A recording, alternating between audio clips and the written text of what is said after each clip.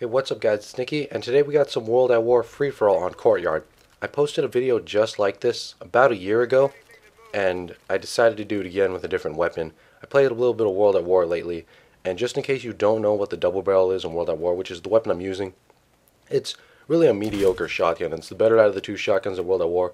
What I love about it is, as you just saw right there, it blows people's limbs off, which is hilarious. They didn't put that into Black Ops because camos take up the memory space on the disc that blowing people's limbs off would. Very technicky stuff, but I'm not here to talk about that. The double barrel is an okay weapon overall. I mean, it has two shots and it takes forever to reload without sleight of hand, but I'm going to hip fire it most of the time. You're pretty much going to get a one-shot kill if you're within range. Right there, I wasn't within range, but it's an okay gun to use. It's definitely not easy to use with how powerful the SMGs are in this game, but it's not horrible. It's a decent weapon if you know what you're doing with it.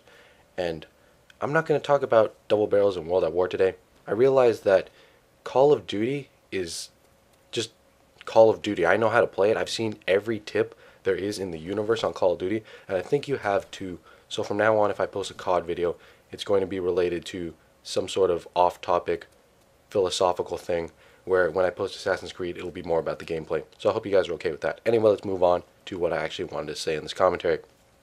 I found a correlation between money and friends. Now you might be like, what, Nicky? You're insane. And before you disregard everything I say, hear me out for a second. Money is something that gives you physiological safety. So that's stuff like food, water, a house, and stuff like that, furniture. Money can get you all that physiological stuff that can keep you alive. Friends, on the other hand, do a very similar thing, but for the mental part of your body. So if you didn't already know, if you don't have friends, you'll go crazy and extreme lag. I'm not saying that if you only have one person you talk to. I'm saying if you're like locked in a cave and never came in contact with another human being, you would probably go crazy, because we're social creatures. We're really the only creatures, besides maybe something like dolphins, that can communicate verbally, which is why it's kind of awesome to be a human. We can interact with each other and like be friends and stuff. So for your mental well-being, it's good to have friends. For your humanly living physiological well-being, it's good to have money. Now, this begs the question, would you rather be a hobo with a lot of friends or a rich guy without a lot of friends? I think it's 50-50 almost, maybe 60-40 on whether you should have money or friends. Both of them are very important, but it's been proven that in your mind or for your mental well-being, if you had a lot of friends and you have, say, a breakup with your girlfriend, if you have a lot of friends, it's been proven that you'll do a lot better than a guy with the same circumstances, broke up with his girlfriend, but didn't have any friends. You'd obviously fare a little better. You'd be able to have the social support to get you through that. You have friends to talk to, people to vent to, because I know we vent all the time. Sometimes commentators like to use their commentaries as their places to vent, because it really helps getting stress out. And I've realized throughout high school, maybe one of the number one things I've learned are you have to get rid of bad friends. And it's not an easy thing to do, but I've had to do it a few times. Now here's an example of what a bad friend does. I'm not saying this person was a bad friend, but one time this girl called me. It was like, I couldn't remember if it was 3 a.m. or 3 p.m. because I was sleeping before she called me, but she woke me up and she asked me for tampons.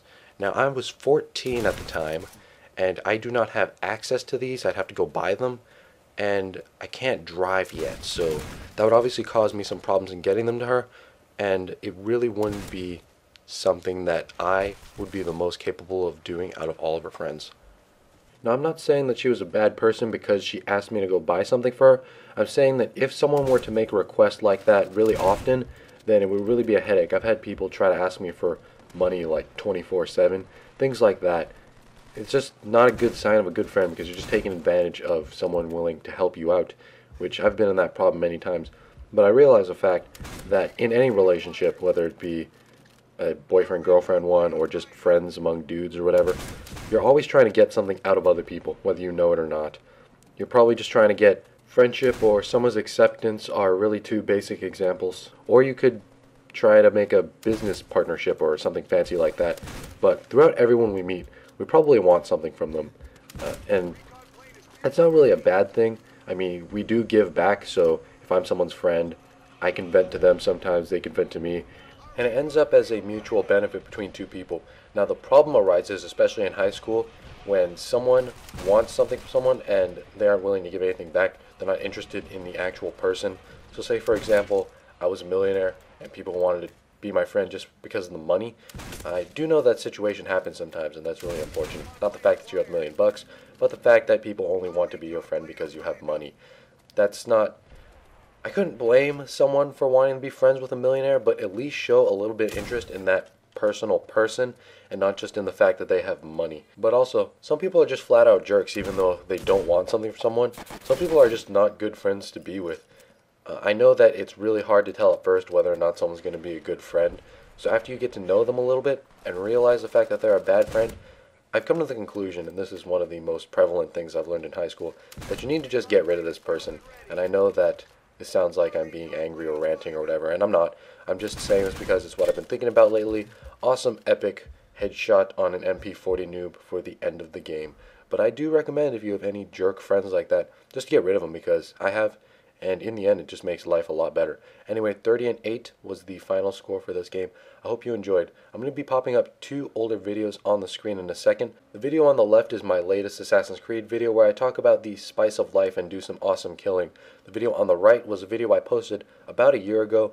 Same game, World at War, same game mode, free-for-all, different weapon, the PPSH, same map and everything too. But I talk about some different stuff, so if you like hearing me talk about my opinion, I do have a different topic in this video. So if you want to click either of those, random videos on the top, subscribe button is on the bottom. Thank you for watching, and I will see you guys later.